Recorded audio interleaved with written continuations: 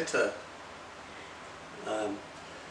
Back again. We want to do a weekly podcast, and so this is unscripted. This is just me and my wife chatting to each other.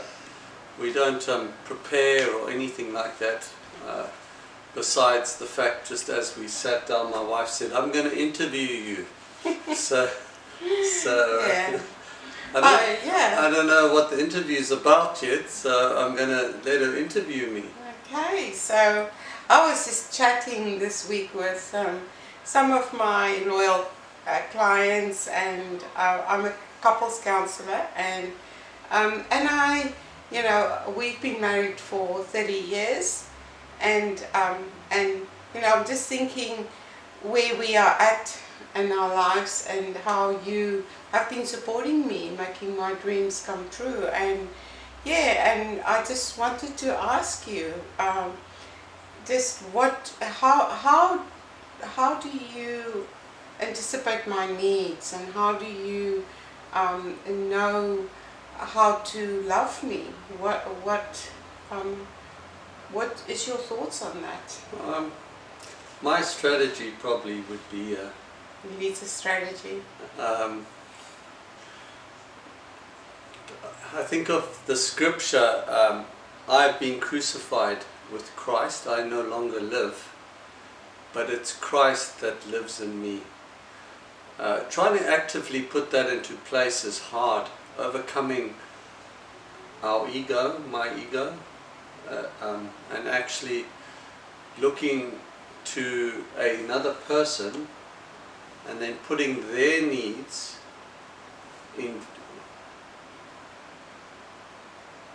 making their needs a priority over my own needs, if I can put it that way.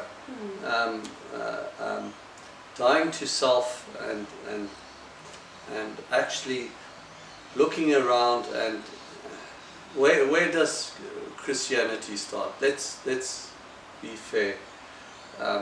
If I'm married and I call myself a Christian, who am I going to be Christian to? The first person is going to be my wife, because I wake up with her daily and she's next to me, and that's where I need to live out my hope of glory is with my wife. So if we talk about practical things, now I know what you do for me, but just sort of for the record, what are the practical things that you do? Things like making the bed. It might seem trivial, but men out there, if you want to get brownie points, if I can put it that way. It's all about the brownie points. Make your bed in the morning, and do it.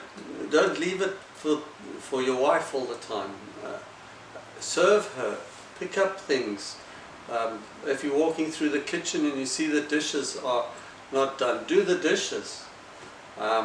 If she's away, do the housework. Bring your side in the house, first of all. If you want to say I love you, the way I say I love you is to be able to serve you, serving you without moaning, serving you with the right heart also. So if my wife says the lawn is, look at the lawn, it's looking terrible. So I've got a choice there. When I hear that statement, I have a choice. I can say, it's too hot, and it's, why do I have to always do the lawn? Something like that. Or I can just do the lawn, cut the lawn, and do it joyfully, and because I know my wife is serving me also in the same manner, I must admit, if not sometimes more, so to be truthful. And I think that is really what has brought us in this bliss period in our lives, that I can trust my husband, that if I'm working late and I get home, he's prepared something. He doesn't cook every night, but you know, we don't have a roster or a specific schedule. He knows I'm working late, then he'll prepare dinner. When I'm home, I prepare dinner. We don't, and there's no rules about it. If I need help, I have learned to ask, and ask nicely. And to my detriment, he's also learned to ask and ask nicely. I think we do sometimes, in the past, we presume that the other one would see that things are not done.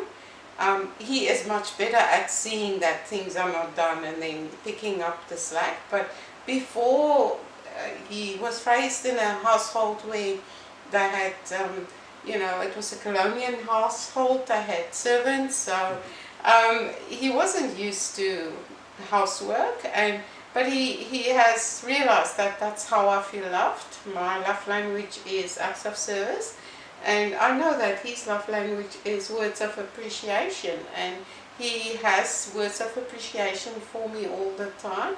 So I have to learn to also appreciate him and say to you that thank you, and I really appreciate that that you've made dinner, and I really appreciate that you make coffee for us every morning. On Saturdays he usually says to me, it's your turn today. Could you make the coffee, please? No presumptions, no irritation, just we have learned to serve one another, and it's really made our marriage a pleasant experience. It's nice to have a true partner and somebody who I know that loves me and will do anything for me. So thank you very much. I love serving you and being part of your life. It is really an adventure that I've had over 31 years that we've been married. It's been every year that I think of that we've been together, I can cherish that and thank the Lord. And it's about love and respect, and to put the focus where it belongs, because really think about it in this way. As we sit here, we have we take a breath, and that's a miracle. Each breath we take is a miracle. So it's love and respect towards God the Father. And it's so beautiful that we have this free gift. So Romans 6:23, that He's given us His Son as a free gift. And that is such a beautiful thing. Yeah. Well, thank you for joining us today for our short chat, and thank you for taking my unscripted questions. And and I knew you would be you would be good at it. I knew that I can trust you, and and thank you for listening. Thank you.